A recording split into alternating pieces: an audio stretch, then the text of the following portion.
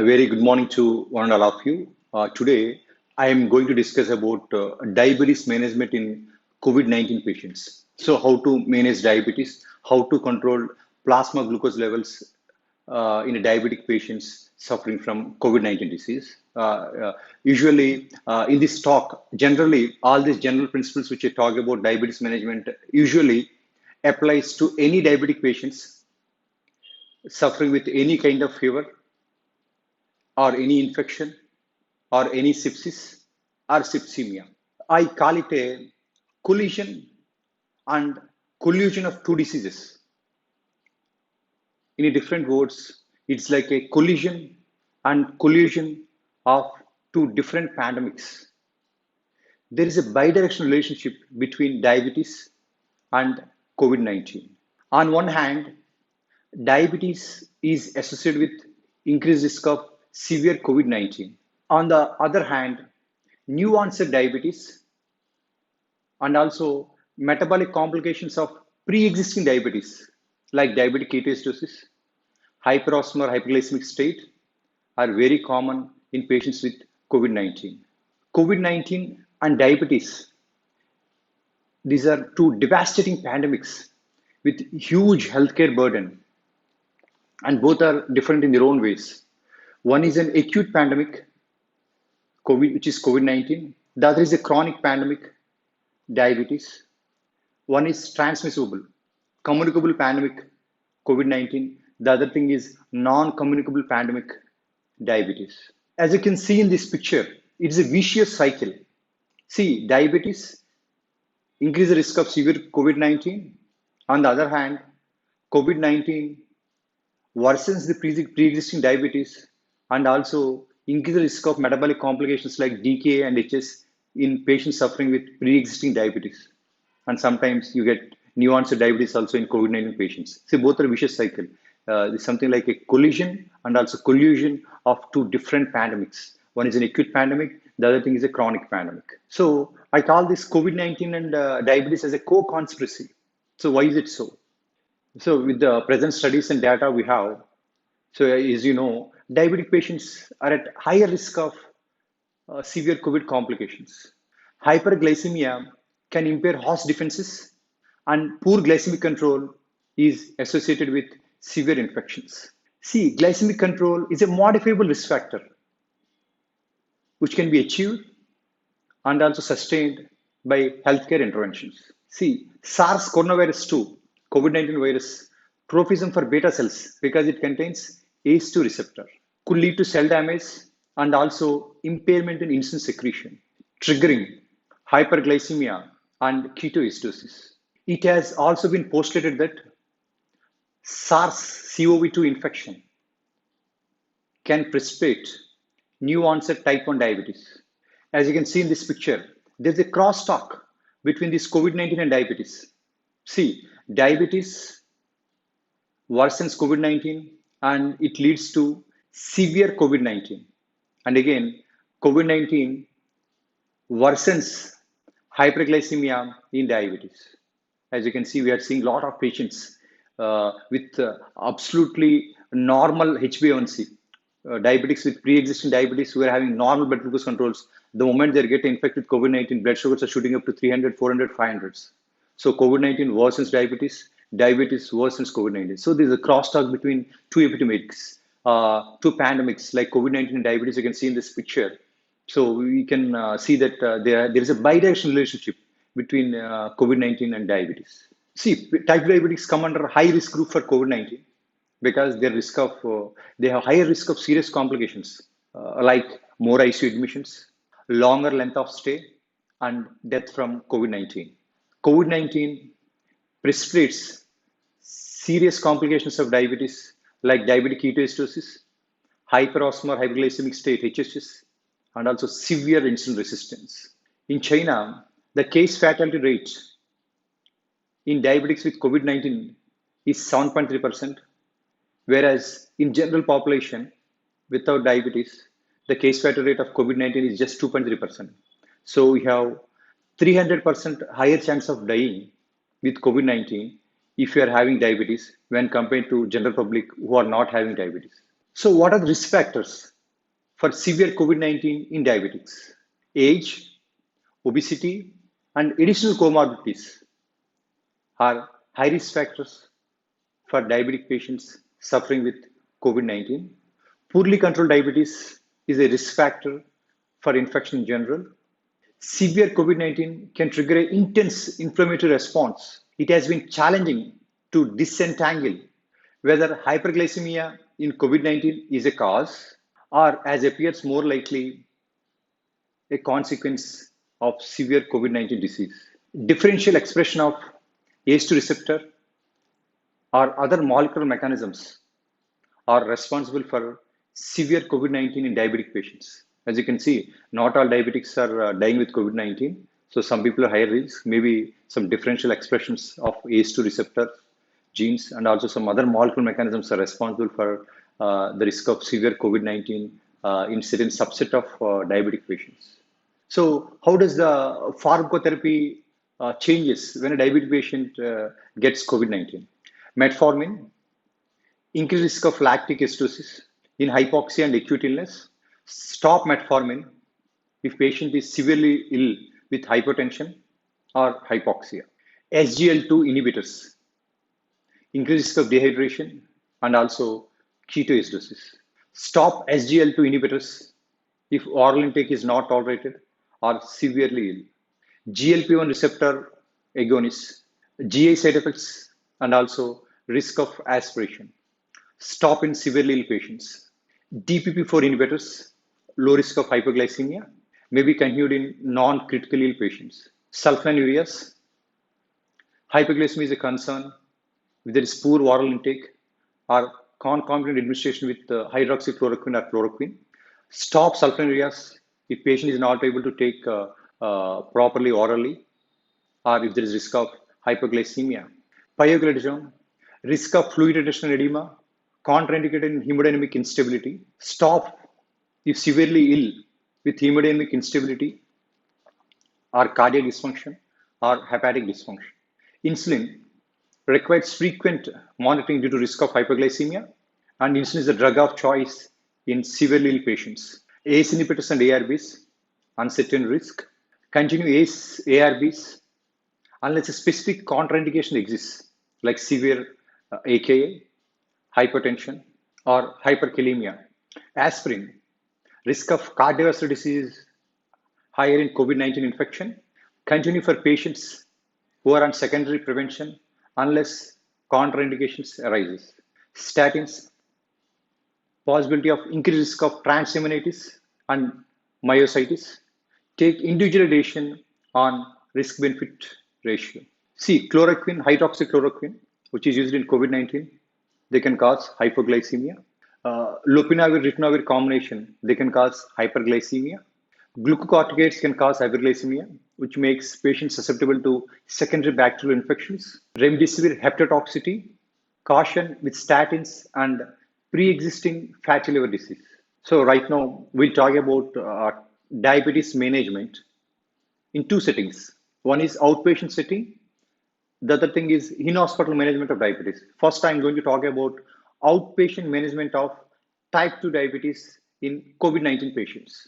Patients can continue their regular diabetes medications if they're able to eat and maintain hydration. Blood glucose should be monitored frequently, at least twice daily, and more frequently if needed, particularly patients who are on insulin therapy. Oral agents that can cause hyperglycemia, like sulfonylureas, meglitinides, are not typically administered to patients who are not eating. However, if patients experience marked hyperglycemia, if plasma glucose is greater than 200 mg per dl, sulfonylureas and meglitinides may be continued. SGLT2 inhibitors should be discontinued in patients with COVID-19 who cannot eat and cannot maintain proper hydration. They increase renal excretion of glucose, calorie losses, risk of dehydration and volume contraction, and risk of genitourinary infections. They can cause euglycemic diabetic ketoacidosis in patients with mild illness who are maintaining normal diet and fluid intake. SGLT inhibitors can be continued. Patients experiencing nausea and diarrhea should hold GLP-1 receptor agonists and also metformin. Patients who are able to maintain close to their usual diet may continue these medications. Patients who are unable to take their usual diabetes treatment, or if glucose remains elevated greater than 200 mg per dl with their usual therapy, once daily intermediate or long acting insulin can be initiated. All patients should maintain hydration by drinking 250 ml of carbohydrate free fluids like water or broth every 1 to 2 hours to match urinary and insensible losses.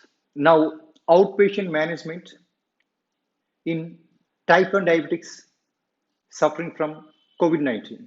Patients should always continue basal insulin even if they are not eating regularly and perform frequent blood glucose and ketone monitoring, particularly with fever and erratic oral intake. If hyperglycemia develops, blood glucose greater than 240 mg per dl, please check for urinary ketones.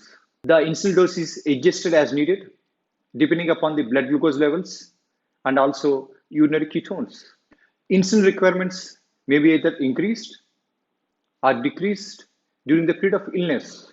If moderate or large ketones, vomiting, and other symptoms of diabetic ketoacidosis develop, give supplemental doses of rapid acting insulins like Lispro, Aspart, or Glulisine, or your regular insulin. Advise patients to drink 250 ml of carbohydrate free fluids like water or broth every 1 hour to maintain hydration. Patients with nausea, vomiting, or otherwise unable to eat, please advise drinking with carbohydrates, something like electrol, your electrol powder, or apple juices, or any other fruit juice every 4 hours. If urine ketones remain large despite extra insulin and hydration, or the patient is having ongoing nausea or vomiting and is unable to maintain hydration, please admit the patient to hospital for in-hospital management. CGM or finger stick capillary glucoses can be checked every 2 to 4 hours, depending upon the severity of illness. Please note that medications containing acetaminophen or high doses of vitamin C can cause falsely elevated CGM results with some older CGM devices. This is a dose-dependent effect that results from the oxidation of acetaminophen at the CGM electrode. For insulin pump users, it is usually wise to change the infusion set on site because failure of pump or infusion set is a very common cause of hyperglycemia and ketosis or ketoacidosis in patients with insulin pump users. So now we have finished the outpatient management of both type 2 and type 1 diabetes with COVID-19. Now we'll discuss about in-hospital management. See, a blood glucose target of in and around 180 is very reasonable for most of the hospitalized patients. Many patients have severe insulin resistance and usually require very high insulin doses to get these levels. In the setting of hospitalization for acute illness, oral and non-insulin injectable diabetic medications are often either contraindicated or not well tolerated. Therefore, home diabetes medications are usually discontinued. SGLT inhibitors are usually discontinued because of increased risk of dehydration and volume contraction. Metformin is usually contraindicated in patients with reduced renal function and also in patients with hemodynamic instability, in patients with hypertension. GLP-1 receptor agonists usually cause nausea and are usually avoided in acute care settings. So we divide in-hospital management into two categories. One is hyperglycemia without DKA HHS. The other category is DKA or HHS. Insulin is the preferred treatment modality in patients who are hospitalized with moderate or severe COVID-19. For patients with type 2 diabetes, the insulin need may be temporary. So once patient recovers from COVID-19, you can shift them to oral agents and you can discharge the patient. Patients with type 1 diabetes have an absolute requirement for insulin at all times, whether or not they're eating, to prevent ketosis. See, the management of diabetes in hospital patients with COVID-19 is almost similar to management of diabetes in hospitalized patients with other diseases, except for the presence of an extreme labile insulin resistance that resolves with the improvement of COVID-19 and the need to minimize injection frequency to maximize safety of healthcare staff. So in this in-hospital management of hyperglycemia without DK and HHS, we have two categories. One is type 2 diabetes, who are not eating regularly. The other category is type 2 diabetes, who are eating regularly. Intermediate acting NPH insulin or long acting insulin like glargine or detumer can be combined with rapid acting insulin like Lispro, Aspart, Glulisine, or regular insulin every 6 hours. If feasible, insulin regimens may be designed to decrease injection frequency and also monitoring to minimize healthcare worker exposure and also to preserve PPEs. For patients who are previously treated with intermittent acting or long acting insulin who are not eating properly during the hospitalization, please reduce the dosage by up to 50% initially. Use correction insulin, that is, rapid acting insulin analogs or regular insulin, if blood glucose level is greater than 150 mg per dl. For patients with type 2 diabetes who are previously treated at home with diet or oral agent or a GLP-1 receptor agonist who will not be eating regularly during hospitalization, correction insulin alone may be used as initial insulin therapy or a dose finding insulin strategy. Now, another category type 2 diabetes. Type 2 diabetes who are hospitalized, who are able to eat normally. Some patients with type 2 diabetes and mild to moderate COVID 19 who are hospitalized and are able to eat normally may be able to continue their previous outpatient management if glucose is well controlled and no other contraindications exist. However, SGLT2 inhibitors and also medications that can cause nausea and vomiting, like GLP-1 receptor agonists and metformin, should be discontinued. If glucose levels are poorly controlled, if blood glucose is greater than 200 mg per dl, please discontinue oral agents and start on basal and prandial insulin therapy. A typical starting dose for basal insulin is 0.2 to 0.3 units per kg per day, divided in two doses if it is NPH or detumer, or administered once daily if it is glargine insulin. A typical starting dose of prandial insulin is 0.05 to 0.1 units per kg per meal. Now, type 1 diabetes who are hospitalized with COVID-19. Most patients should continue their previous outpatient regimen if blood glucose levels are under control. A modest dose reduction is necessary if nutrition intake is decreased. Never ever stop basal insulin, even if patient is not eating, as they're very prone for ketoacidosis, especially type 1 diabetics.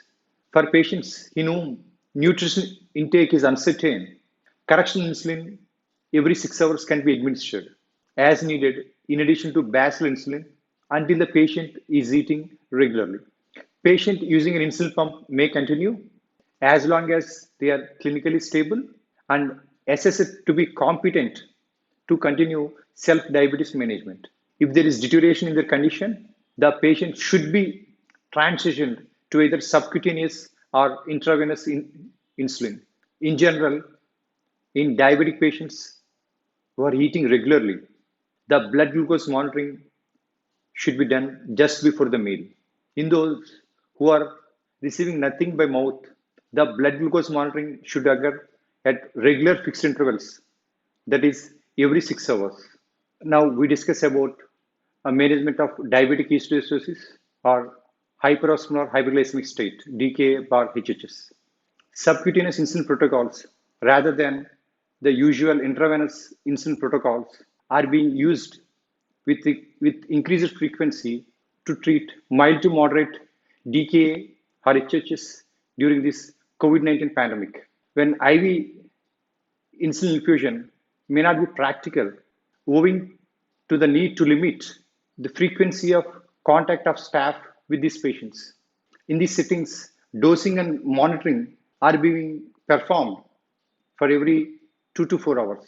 Insulin infusion should be used in patients with severe DKA, acute heart failure or coronary syndrome, CKD, acute liver failure or cirrhosis, NSRCA, weight greater than 120 kgs, treatment with high dose glucocorticoids, or in women who are pregnant.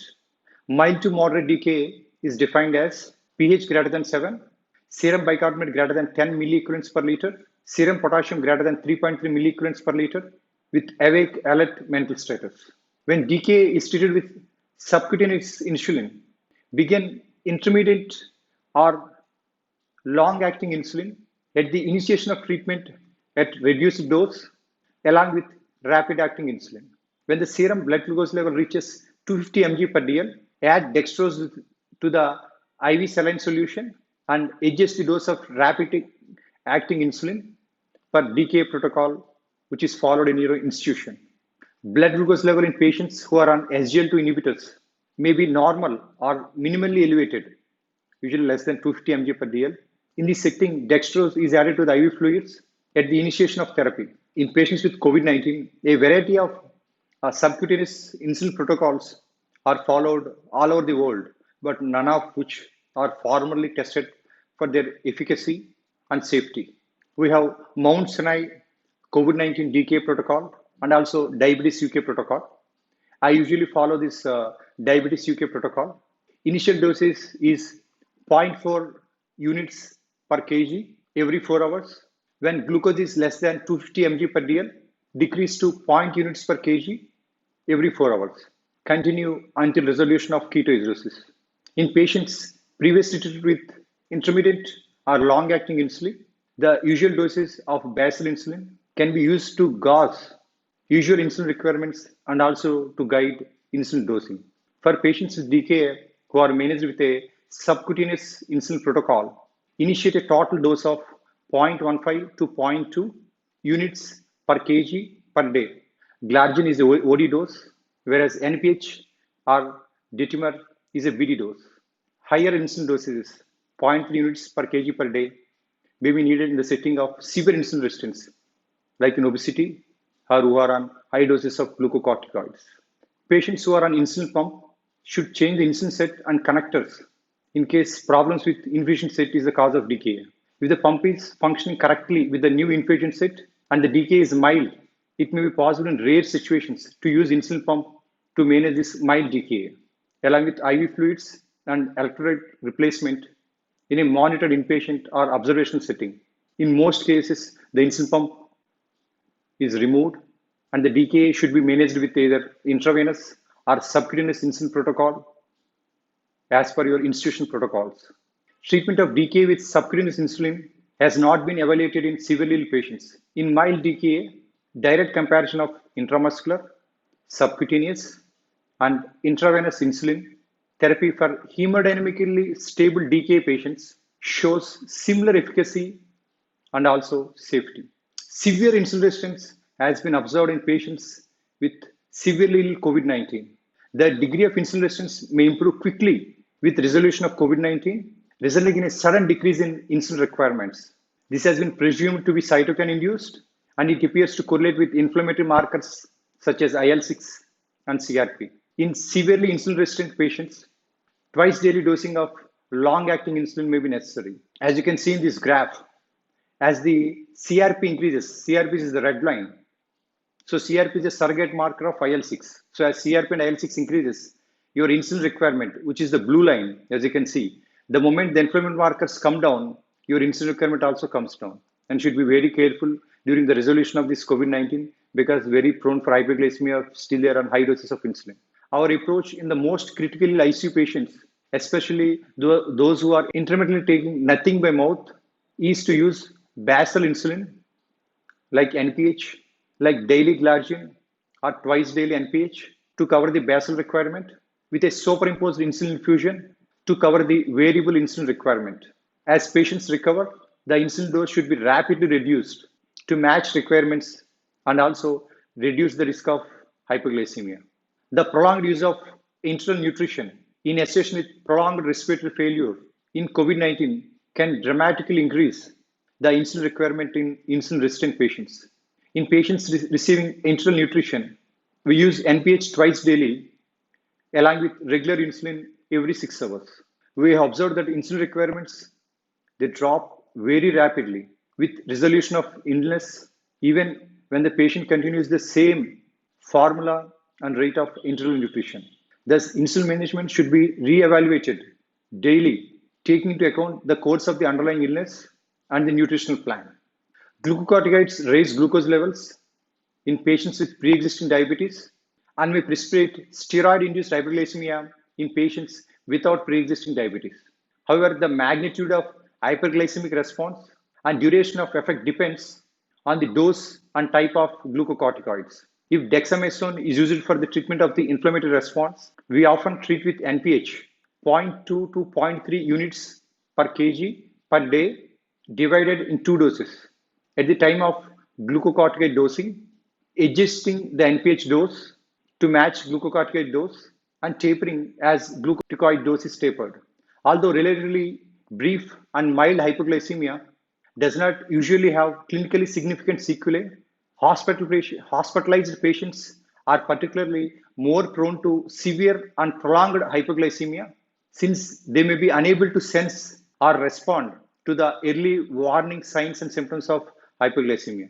In COVID-19, there is risk of hypoglycemia when insulin requirements suddenly decrease with resolution of underlying inflammatory state and accompanying improvement in insulin resistance. The risk of hypoglycemia is also increased when calorie intake is diminished or stopped completely in a patient who is on insulin. In this setting, an IV 10% dextrose solution should be infused in order to prevent hypoglycemia. These are the references and further reading. If you have any doubts, please drop a comment in the comment section of this YouTube video. And please subscribe to our YouTube channel as I'll be making more medical related videos. Thank you.